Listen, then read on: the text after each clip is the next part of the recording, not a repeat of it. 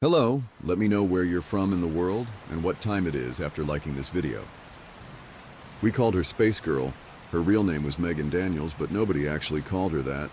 She'd been Space Girl since grade 2. She was the kind of kid who stuck out in the crowd with her long red hair, ghostly pale skin, and Coke bottle glasses. For as long as I'd known her, Space Girl had been quiet. She didn't like to be around us. She didn't play with us when we were kids. She didn't even talk much. Most of the time she'd find somewhere to sit, far away from everyone else. Then she'd open up her little notebook and scribble inside of it. Sometimes she wrote poems, sometimes she drew, but she was always off on her own little world. Nowadays, I understand why we targeted her. She was different, and she was alone. That doesn't justify any of it, but kids can be cruel. I remember that it was Sasha Brown who told me that Space Girl was retarded because her mother was on drugs. She probably just made that up.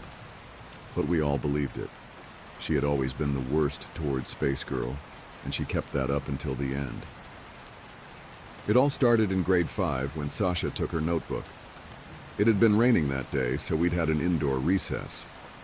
Space Girl sat in the corner at her desk, eyes focused on her notebook, as she methodically worked on a drawing.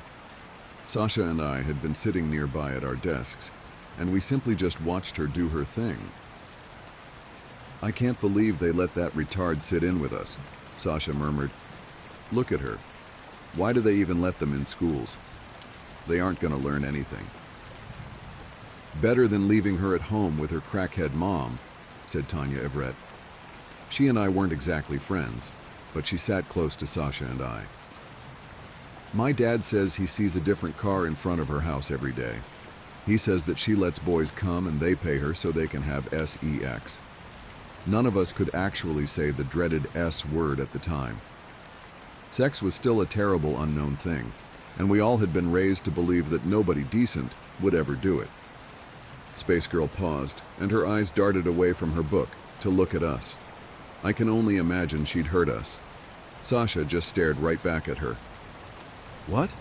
Do you have a problem, Space Girl?" she asked.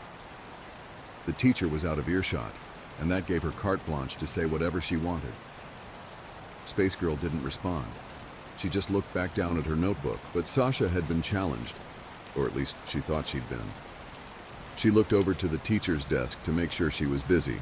Then she got up and moved closer to Space Girl. "What are you even doing in there, retard?" She'd reached out to snatch the book before Space Girl could stop her. "What even is this? A unicorn? What are you, 5?" She handed the book to me.